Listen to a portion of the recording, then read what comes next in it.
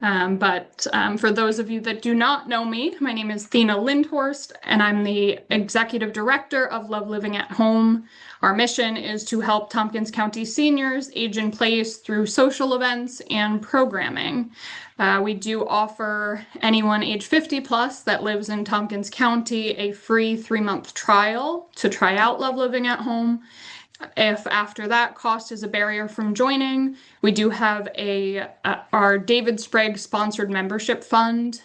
So we do offer membership at no cost. So if you are interested, please contact me or Polly. And today, this series is brought to you by our Legacy at Home partner and our office neighbor, Timeless Hearing. Leading the discussion today is the owner of Timeless Hearing and our Love Living at Home board member, Cliff Carey. This topic is especially important to me just on a personal note. My now 3-year-old daughter has a rare genetic condition, so she has had many audiology visits already and hearing screenings. I do also have 4 family members on my husband's side that are deaf, including 2 very young nieces.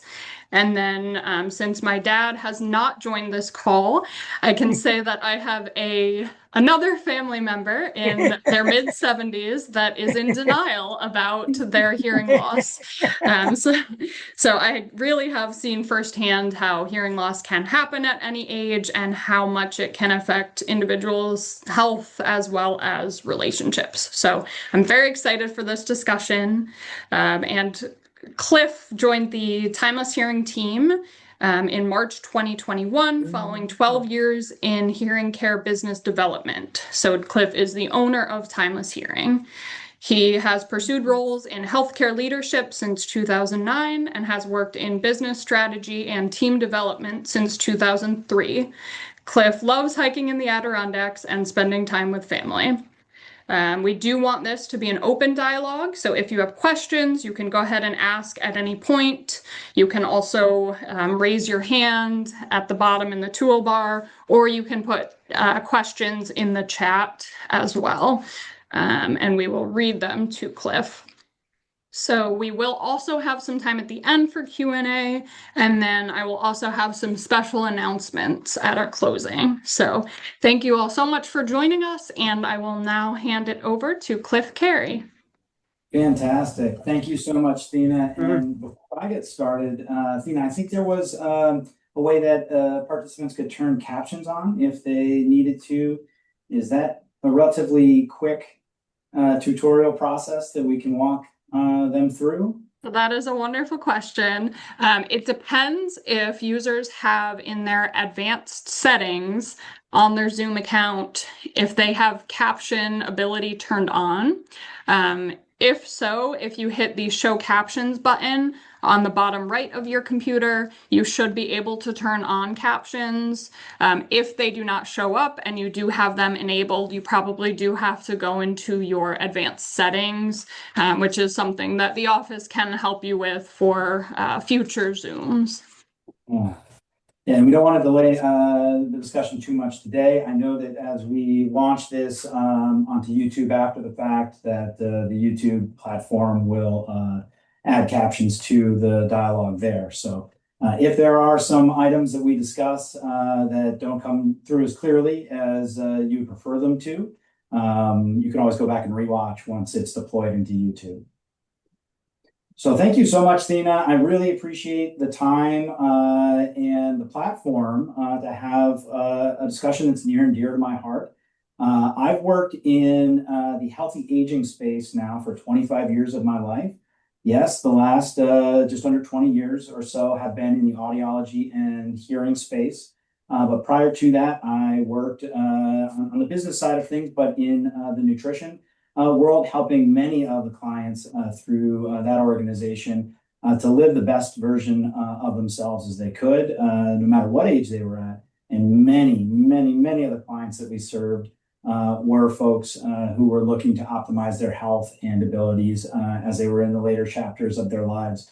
So it's an area that for me is very important. I'm now closing in on 50 myself, and have noticed that I look back at my former self and capabilities, and notice that things have changed, and I anticipate that there will be further changes. And I'd like to stay as true to my youthful vigor as possible, no matter how old it is when I finally cash it in. So I want to talk about healthy aging today. And as I thought about generating our discussion dialogue, I kind of wanted to steer a little bit away from having it be audiology and hearing heavy. So if anyone did show up wanting to have that discussion, please, we can do that in the Q&A, but I'll try to keep it more general healthy aging, because I think that is a great way for us to kick off this Aging Well seminar series that will include quarterly episodes as we go. And we're really excited for the next few speakers that we've already lined up. And I'm hoping to honor them by kicking off with episode 1 in a way that will set them up for success in the future. So I'm going to go ahead and share my screen here. Stand by, please. Here we go. Share.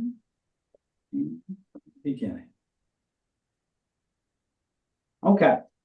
So in general, aging well, healthy aging, anti-aging, these are all kind of euphemisms where there's science and exploratory conversations around how do we help ourselves and the people that we love to feel 10 years younger for maybe 10 years longer. And that's the key to the talking points that I brought with us today.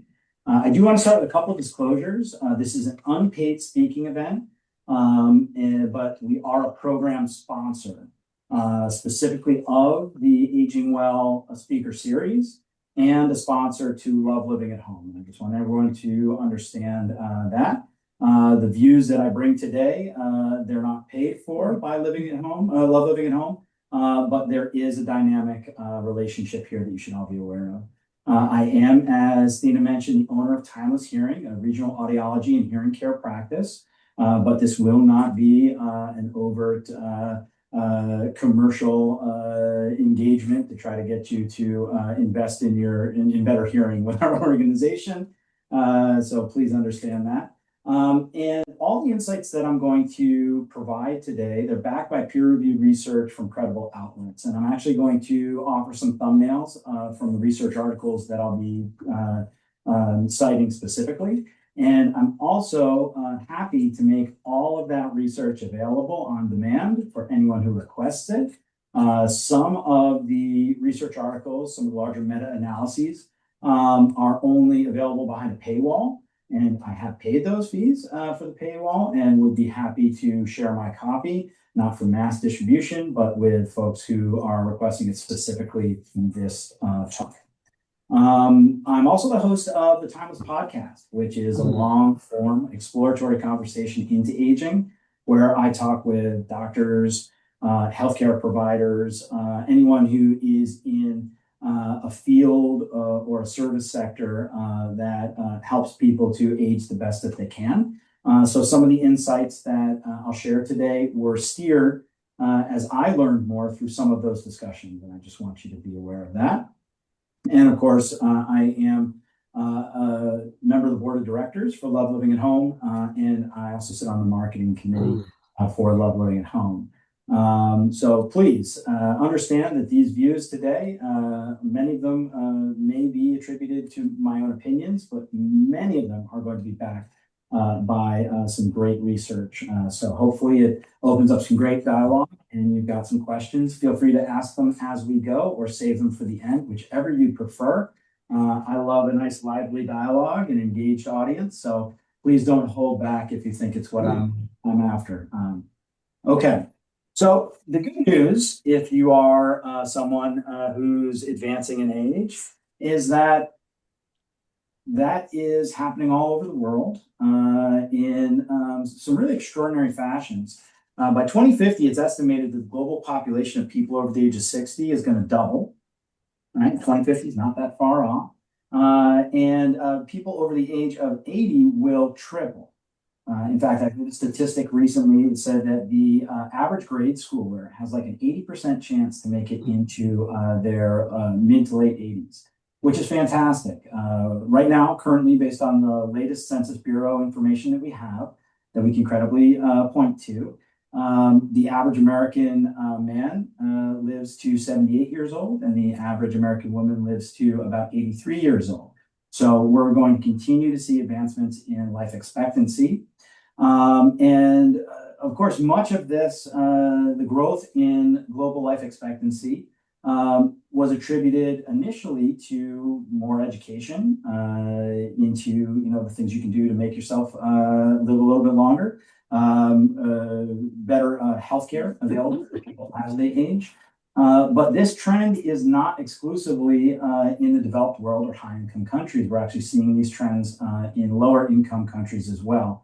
A lot of it has to do with the shift that has taken place over the last 30 years, in which the majority of the world's population does not live in poverty or in famine. So one huge element to allow a human being to live longer and to live a healthier life is to make sure they're getting the right amount of caloric intake. So that's been a great development in recent decades that has allowed humans to live longer than they ever have been before. Healthy aging, again, a little bit of a euphemism, but it is a concept that combines scientific perspective and lived experience. And it usually comes down to three specific measurable domains. One is medical health. And this would be the presence or absence of disease, and that is documented by a clinician, normally a licensed clinician, at least experienced clinician, depending on the setting, who can speak to the presence or the absence of disease. Functional health is something that refers to the ability to perform activities. And this is where clinical doctorates come in quite a bit. So think about physical therapists, audiologists are clinical doctorates. So these aren't necessarily MDs or physicians, but another subset of a clinical provider that can help out with our understanding of functional health. So you can imagine someone could maybe have some decent biomarkers, blood panels, have the absence of, any type of something you could describe on blood work or x-rays. But if their functional abilities are limited, well, you might not say that they're necessarily as healthy as they would like to be. So functional health and medical health tend to couple together very well in describing someone's overall health and well-being. And then self-rated health is really important. And these are usually the way that an individual would describe their own experience, their own performance. There are countless self-rating scales available where people can describe their own health. We use quite a few in our industry where people can report maybe how the burden of their tinnitus, that might be scored on a self-rating scale. Quality of life is usually attributed to the way that an individual may describe or rate their quality of life versus their expectations. Self-rating health scales tend to be highly subjective. The data collected tends to be relatively noisy. So we tend to want to have a larger data set in order to get real good trending information. You could imagine that you could have two individuals sitting side by side with relatively similar blood work, relatively similar, MRI, CAT scan, relatively similar functional abilities, but because one person expected that they should be able to perform better, or the other person was just very contented with where they were in life, their self-rating could be vastly different, right? So it's something where we want to take those things into account when we're reviewing those outputs. When it comes to healthy aging, it's really more about how we feel rather than compared to something that can be measured. And that doesn't mean we get rid of the measurable stats, but healthy aging, most people if you were to ask them, what does healthy aging mean to you? They would have a collection of some of these data points here. They want freedom of movement and mobility, less aches and pains on a daily basis, less worry in their life, better cognitive function, maybe a younger appearance, their overall experience of life being something of contentment and satisfaction. And then of course we don't want to completely rule out biomarkers. But biomarkers alone, sometimes can belie some underlying quality of life metrics. But these are usually the domains where people are reaching for when we're talking about quality of life. You'll notice that I didn't even put like age at death, right? That's not even usually something where folks are that concerned with it. And it could be that we've got a psychological block around our own mortality, so we don't necessarily want to have an end point in mind. So it's kind of open-ended. And then it really just becomes, what is the quality of my life for whatever amount of life I have remaining? And there's been a robust dialogue over the last few years about our lifespan versus our health span. All right. And so lifespan usually is just this very clear delineation of what is our life, what is our age at death. So how long did we live? Where health span has much more to do with these multifactorial combinations of functionality, lived experience. What was my health like? What was my experience like for the majority of my life? And there are a couple, very interesting authors out there who've done some great work compiling information on functional fitness later in life and how that leads to a better quality of life. The first thing I want to talk about is exercise. Exercise is sort of the granddaddy of them all when it comes to the things we should talk about and focus on when it comes to healthy aging. There is an amazing relationship with exercise and just about every characteristic of health as we age. As you increase exercise, you tend to increase cardiovascular capacity and output, right? And of course, heart disease is the #1 killer of Americans.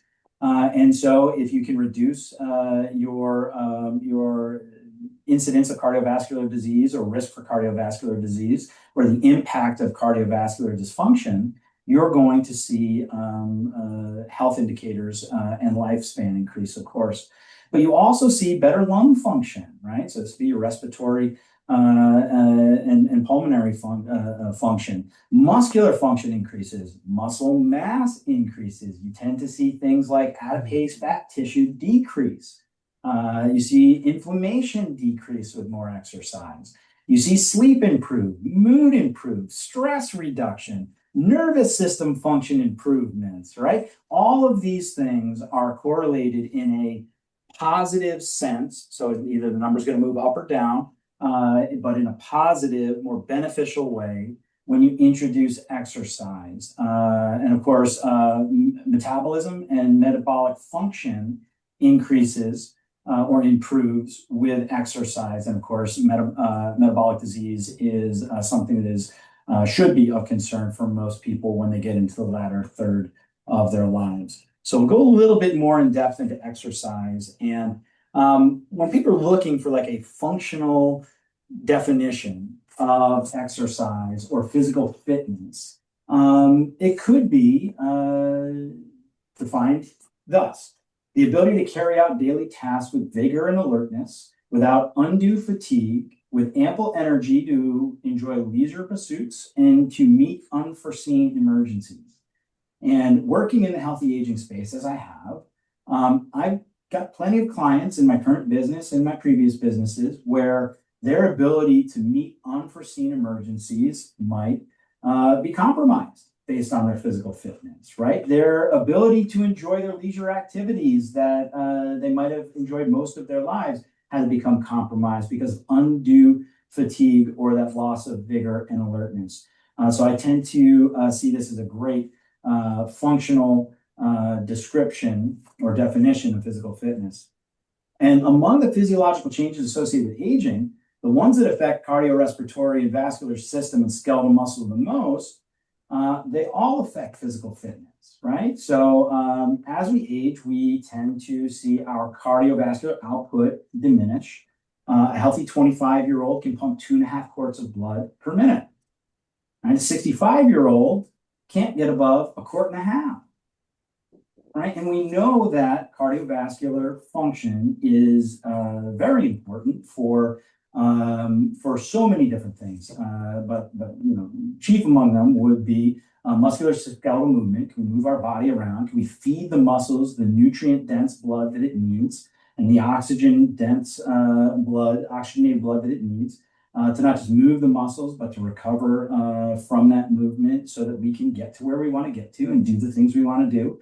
And then, of course, our cognitive function is driven so much by our ability to pump nutrient-dense and oxygen-rich blood. And you can see that an 80-year-old can pump only about 1 quart per minute, even if it's disease-free, that heart. And so over the span of time has this natural degradation of our ability to pump blood through our bodies. So we need to train our heart to maintain as much capacity as we can over time. So you're looking at the diminished aerobic capacity produces fatigue and breathlessness in even the most modest activities. It could be walking up a flight of 4 or 5 stairs where someone could get winded, right? It could be simply carrying your groceries in from your car or putting your groceries away. Those things can cause undue fatigue on someone if they're not exercising as much as they should. The name of the game here is to just do it, is to exercise. There was this fantastic study done back in the 60s called the Dallas bed rest test. I don't know if anyone's familiar with it, but they actually paid some interns, college students, to sit in bed to basically reproduce what a sedentary lifestyle might look like over the summer. And they measured a lot of their physical and physiological measurements throughout that summer. And in just 3 weeks, these 20-year-olds developed many physiological characteristics of men twice their age. It was really, really astounding to these researchers to see just how much of an impact not moving your body, simply not moving your body enough, could have on a 20-year-old. Those types of impacts could be extrapolated for folks as they age. Your body will recover less easily. It will be less robust in its ability to maintain those characteristics over time. So sedentary lifestyle later in life would have even more of a deleterious effect. What was really interesting is they actually went back to those interns when they were in their 50s, and they measured their physiology and their physical fitness. And their physical fitness had diminished in a way that they felt was very normal for their age.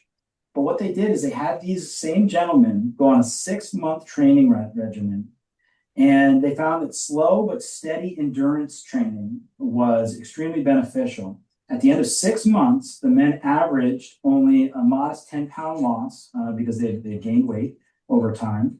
But the resting heart rates, blood pressures, and the maximum pumping abilities were back to their baseline levels from even in their mid-20s. But that was 6 months of cycling. First it started with walking, then went to jogging, then went to cycling. So the important part to think about is the intensity of your workload matters. Now, I'm not a doctor, as I mentioned. Please do not go out and start doing excessive high-intensity physical training right away. I would consult with any physicians or medical representatives who are impacting your care plan right now. But understanding that if you can start to put your body into a state of being just a little bit out of breath for at least 10 to 15 minutes each day, and maybe working your way towards about 35 to 40 minutes each day, and then increasing the activity and capacity as your own capacity increases. What you'll find is if you do 10 minutes of walking each day, you're a little bit out of breath. Well, within a week or two, you're going to do that same amount of walking and you won't be as out of breath as your body responds and adapts to the adverse environment that you are generating, that your capacity will increase and you want to increase your activity. So again, it's the intensity is subjective based on where your baseline is. And then you're thinking about modest increases over time, and you can start to see improvements in your cardiorespiratory output. Diversity of movements is really important. There is great clinical research that it has correlated the size of leg muscles and grip strength to lowering risk of mortality, which increases your life expectancy, but also cognitive performance. Your leg muscles can be described as pumps that are pumping large amounts of blood through your body. Now, of course, your heart is the pump at the middle, but once your blood makes it through your arteries, which carry blood away from your heart, and then makes it into your capillaries that are embedded in the tissues of your body, you need the constriction of your muscular tissue to help move that blood through the capillaries and then into the veins, right, where the superhighway that the spent blood carries back to your vital organs to be filtered, cleansed, and then back into the heart to be reoxygenated by the lungs, right? So leg exercises, whether it's body weight squats or you could be doing lunges, you could be doing seated bicycling, and depending on where your baseline physical fitness is.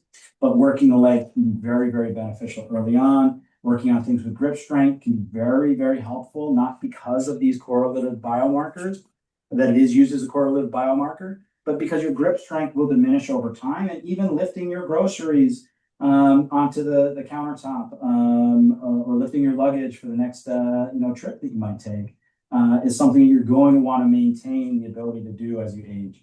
Core exercises are very, very important. You want to maintain your core strength because that will protect your back. And of course, you want your back to be as healthy as it can be for as long as it can be. And then, of course, your cardiovascular capacity. Any questions related to the exercising and healthy aging portion before I move on? Everyone's motivated to go and start exercising this afternoon, I'm sure. Let's get into nutrition. And of course, nutrition feeds very well into the exercise piece. But nutrition is a highly, I wouldn't say it's controversial. I would say that it is a highly contested space. And this is a space that I specifically worked in for about 5 years. And if you were to talk to, 100 people, you might get 100 different variations on what they think healthy eating looks like and has meant for them, right? And so it's really important to know that, our food systems and the standard American diet really makes it very easy for us all to get ultra-processed foods with a lot of refined carbohydrates in them very quickly, right? And so this was important for us 100 years ago when, calorie-dense foods were hard to come by. And we had a growing population that needed a food system that supported the growth of the booming population and our emerging workforces. Today, that ultra-processed food and those refined carbohydrates have a lot of downstream effects. It's really interesting that historically, aging had been associated with frailty and people being underweight. Maybe we thought of the classic idea of, an elderly individual might have been someone who was bone thin. That is not the case. That is not the reality of America in 2026. Older adults are now more likely to be obese than underweight. The most recent published data from the National Health and Nutrition Examination Study indicates that 39% of Americans over 60 are obese and less than 2% of them are underweight, right? So it's a lot less frequently that there are seniors out there that need to have supplemental meal replacement shakes just to make sure they're getting the right caloric intake. That doesn't mean it's a zero, factor. And of course, we are all aware that, due to financial restrictions, there are people, unfortunately, who are, making that tough choice between, eating enough and getting their prescriptions filled. But with this, large segment of people over the age of 60 being obese, it's not a caloric issue for many of them. As we age, our energy needs tend to decrease. We tend to participate in fewer and fewer laborious tasks, whether those are related to our occupation or related to our leisure choices. And our requirements for nutrients, it stays unchanged or it actually increases.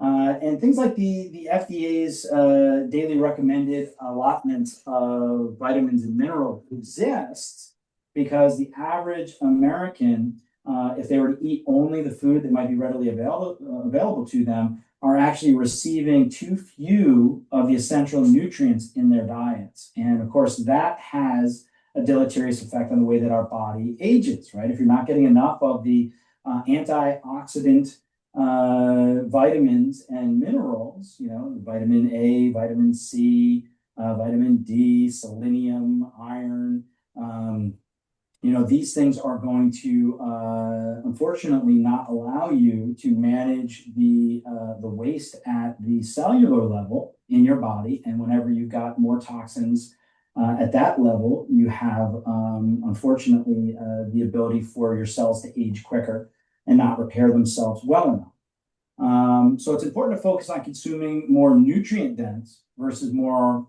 calorie dense foods as we age, and really well in advance of where we might think that we are of an aged population.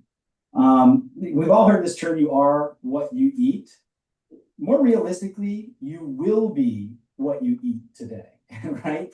It's not something where you have an immediate impact on, I guess if you're eating the wrong thing, let's say that you got celiacs, if you eat the wrong thing, you're going to feel pretty ill today. But our bodies are pretty robust in their ability to metabolize not just the calories and the nutrients and the food products that we take in, but other things like alcohol and toxins. Those things get into our food, either microplastics or other types of things get into our food, and our body has a way of metabolizing the things it can metabolize, recognizing the things that it can't digest and metabolize, and expelling those. But if we overwhelm our body's waste management systems by constantly giving it the wrong foods or the wrong ratios of foods, then that can have this impact over time. And in fact, we usually tend to increase our body fat percentage by 1% every year after age 30, which is quite a bit, right? And so we need to be very, very careful about our adipose fat, which is body fat. In men, this tends to be belly fat. In women, it tends to be in other areas on their bodies, but this is the stuff that would be subcutaneous. This tends to increase our overall body weight, which puts undue stress on our skeletal structure, our tendons, our ligaments, can throw our postures out of balance. And we should be working to reduce body fat when possible. Visceral fat, which is actually another form of adipose fat, but visceral fat specifically builds up around our internal organs. And that can lead to organ dysfunction and certainly can help to increase things like inflammation. So we need to be careful about that. And then our sugar intake is something we need to be very, very, very much aware of. The American diet is very high in refined carbohydrates, and that those sugars have multitudes of negative effects once they get inside of our body. One is that at a microscopic level, sugars are crystals, and they're very sharp. And as those sugar molecules are carried around through our body, through our blood system, they actually can abrade or cause inflammation through these tiny cuts that they cause inside of our blood vessels. Those abrasions actually lead to the inside of our blood vessels becoming more sticky, or at least places where things can adhere. And you can have cholesterol buildups, which of course lead to higher blood pressure when the cholesterol or other things build up inside of the blood vessel and then become dislodged as a larger unit. They can cause blood clots, and of course that's the number one way to get a stroke or a heart attack, right? So we want to make sure that we're reducing our sugar intake to something that is manageable by our insulin response, our pancreatic response, and that we're reducing the amount of adipose fat and visceral fat. So we could do this through exercise and through better nutritional choices. Behavior is tough to change as we age, right? But it's never too late to start choosing better nutritional choices and physical fitness choices. Now, I've got supplementation on here. I think it is important that we're supplementing, but we're supplementing correctly. I don't want to talk about things like, peptides or, other things that are out there in the healthy aging space. I'm talking about some of the key deficiencies that most aging Americans have. That would be vitamin D. A fish oil product would be a fantastic supplement for most Americans to reduce inflammation, to increase ocular health, joint function, things like that. There's actually a groundbreaking study that came out just a couple of years ago where with a simple one a day, I think it was the Centrum Silver vitamin that was used in this study, but a simple addition of a one a day multivitamin was correlated to an increase in life expectancy.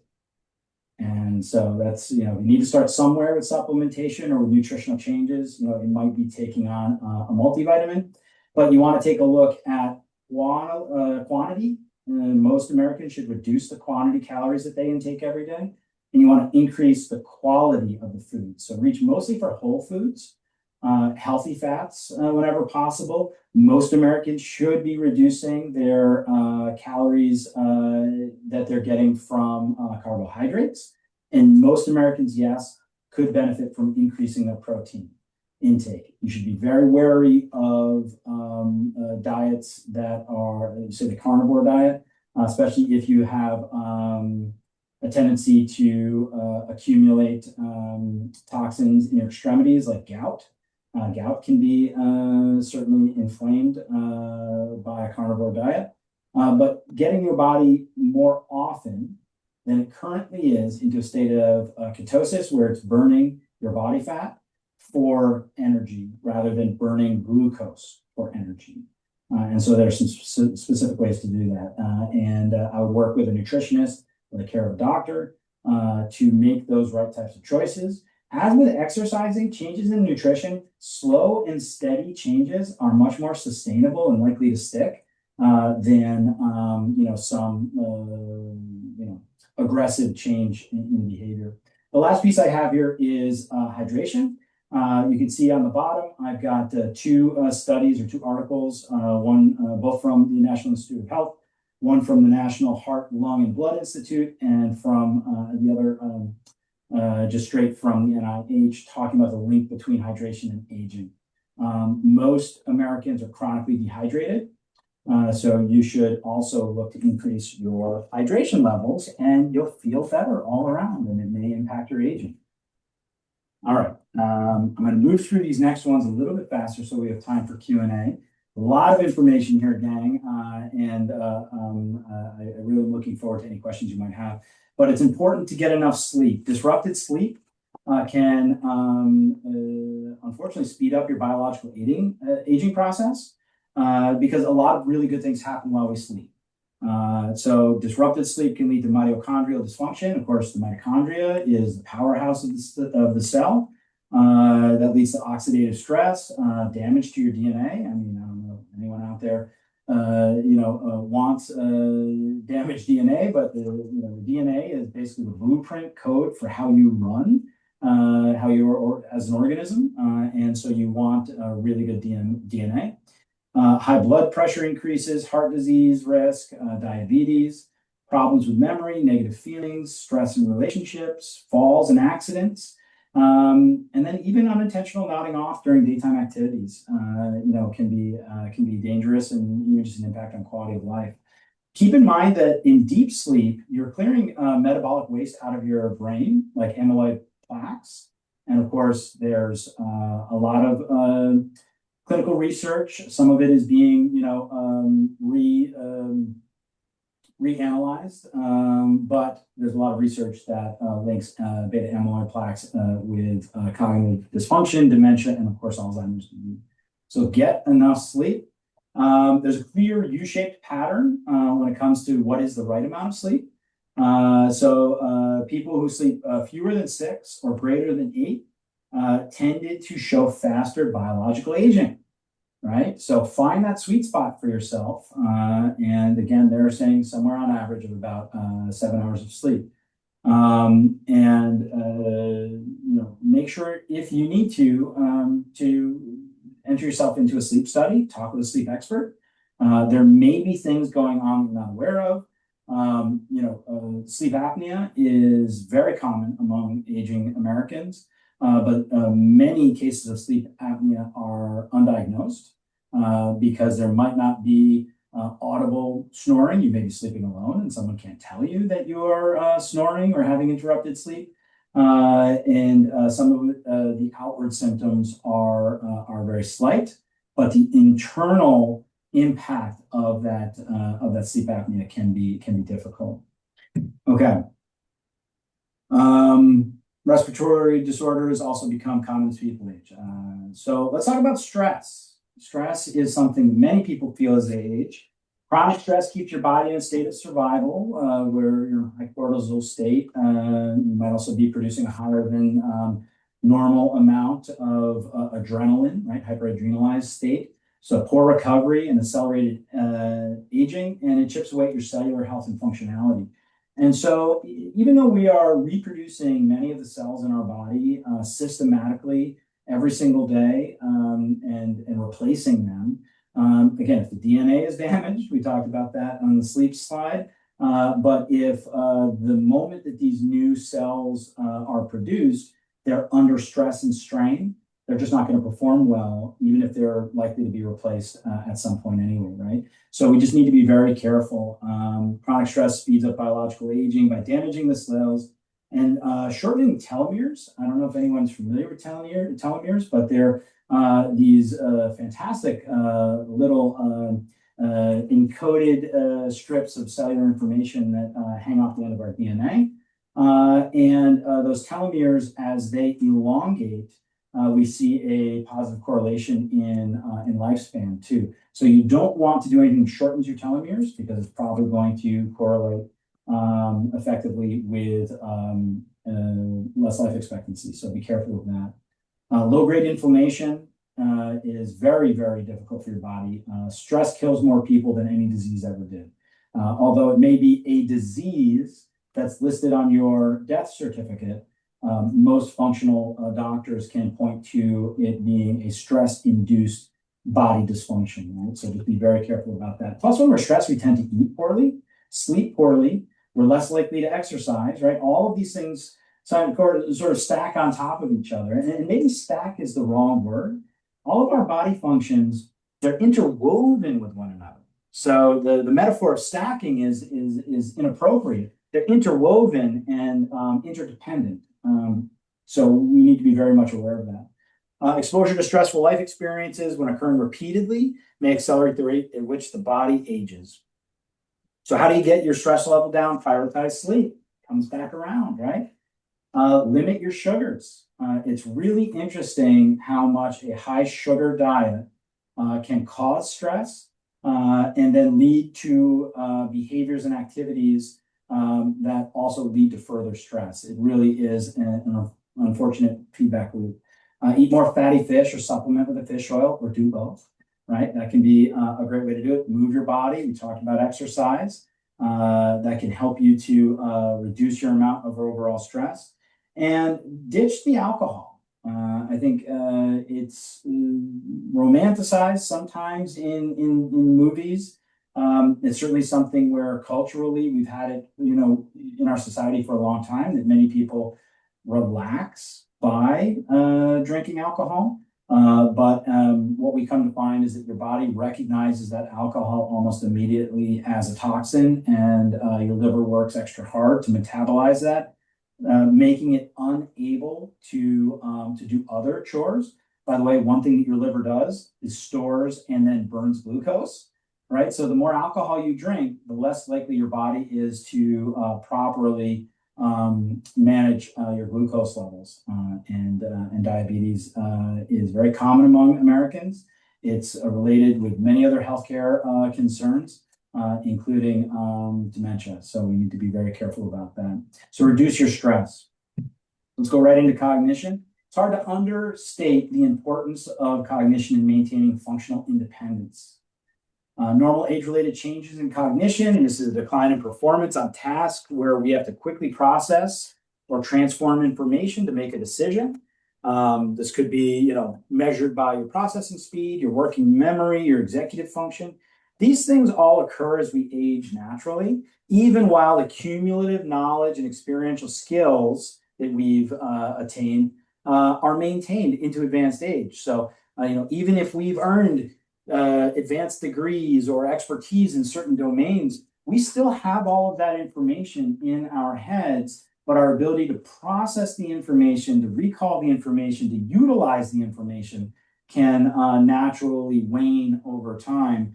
And then structural and functional changes in the brain correlate with age-related changing.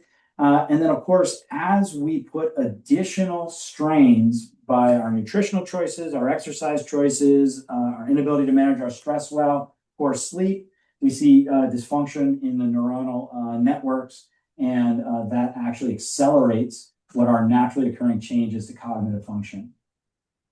Here are some great studies that can help to better understand and articulate some of those points. You can see that age-related diseases accelerate that rate of dysfunction, the neuronal loss, the cognitive decline, and then impairment severe enough to impair everyday functional abilities, right? And that's where there's this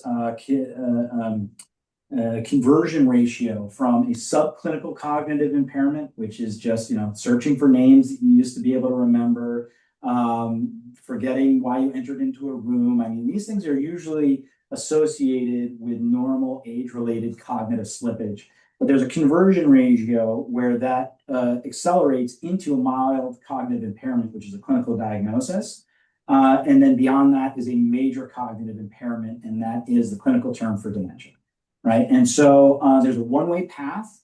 Some people move along that conversion pathway much more quickly than others, and some people can slow the rate of that conversion to where maybe they never accelerate from subclinical impairment into minor cognitive impairment. And if they reach minor cognitive impairment, they could possibly slow that acceleration where it never converts into a major cognitive impairment. But anyone who is active in the space, and I do believe we're going to have some speakers on that in the future, they're going to enlighten us with some alarming statistics about the incidence of cognitive impairment and dementia among the aging population in America. So it's something to be very aware of. All right, last but not least, the experiential and social part of aging, right? Your sense of self, your outward projection of your personality, your self-determination, and your playfulness. And maybe this is like your curiosity. Many people, as they age, they start to become more cynical and less curious. But we find that the people who remain playful and curious tend to live longer. Any Dick Van Dyke fans out there? Dick Van Dyke, he's one of the most famous Americans over the age of 100. And when you ask him what his secret is he ditched stress a long time ago. He talks about some personal failures that he had when he was a younger man that taught him some life lessons, and that he has danced and sung his way through the last 75 years of his life. And he attributes not taking himself or life too seriously to allowing him to age as gracefully as he had. He still looks amazing for the age that he is. You can see that loneliness, isolation, biological aging, it's all related. But this fantastic study out of the Yale School of Public Health showed that there's a specific cohort of people who age much better simply based, right, on their baseline beliefs about aging, right? And so there's some people who, for them, aging is a dirty word, right? They don't want to accept aging. They don't want to age gracefully. They think it's a show of weakness or frailty. And there are other people who believe that it's wonderful seasoning that happens with us. We become wizened, right? Like a fine wine, we become better with age. It's that amount of self-determination and acceptance and really welcoming of the aging process that has been shown to allow people to really outperform the standard biological deteriorations related to aging that their other people in their cohorts experience. So a lot of it is up to us. I mean, there's also great research into things like self-determination as far as the recovery from illness or post-operative care. If you believe that you can be healed, you have a much higher potential to be healed than someone who doesn't believe that they'll be healed. It's almost like an anti-placebo effect. If you give a pharmacological intervention to someone who doesn't think that it will work, then it has a much less potent effect. It can have a much less potent effect. Whereas with a placebo, that's someone specifically believing that that placebo will give them the desired effect. And in most clinical studies, somewhere between 4 and 6% of people who receive the placebo get the desired effect. Isn't that amazing? So believe in yourself, believe in your ability, your robustness, your resilience, keeping a childlike curiosity, even if you don't feel like you're that childlike in your physical capabilities, can be really wonderful ways to help the aging process and your experience as you age. Okay, I've left us about 5 minutes. Are there questions, comments, challenges? I'm open to anyone calling me out or asking for additional research or statistical information. What can I do to enlighten you further in the minutes that we have remaining?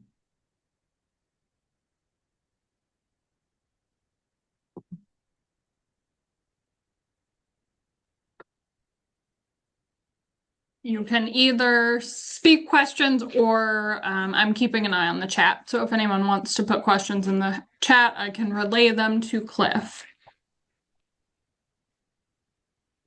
And if we don't have any questions, that means that Cliff's presentation was entirely thorough. So well, let me ask, was there anything that anyone heard for the first time today, or did this tend to reinforce things that most of you are already aware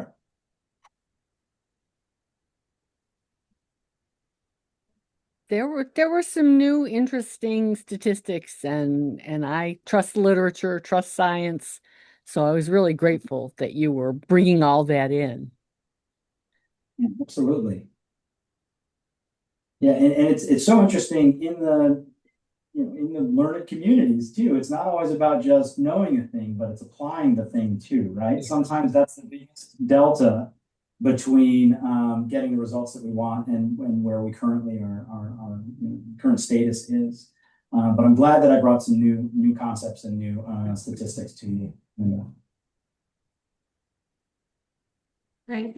Anyone else learn anything today? No. All right. Well, I do have some announcements if there are no questions for Cliff. So first of all, I would like to thank Cliff so much for today's presentation. I think this was a wonderful kickoff to the Aging Well series, and we are so grateful to you, Cliff, to Timeless Hearing, and then to everyone who attended today. I would also like to invite you all to submit your ideas for what you would like to see covered in this series. Aging well is a pretty broad topic, so if there are things that would be helpful in your life, please reach out to me or the office office, and we can incorporate them into future series episodes. So speaking of which, I would like to announce the next Aging Well episode. So I'm actually going to steal the share screen and announce it with you all here today. So the next series will be on November 18th at the same time at noon. We will continue with a hybrid virtual option, and the presenter will be Stephanie D'Amico from the Alzheimer's Association. It's presenting on building brain healthy habits. So we hope that you will join us again, and Cliff will be there to co-moderate along with Stephanie. I would also like to pick one lucky attendee that will win a gift card to Ithaca Bakery, or if you are not local, a bakery near you. So I will spin the wheel here.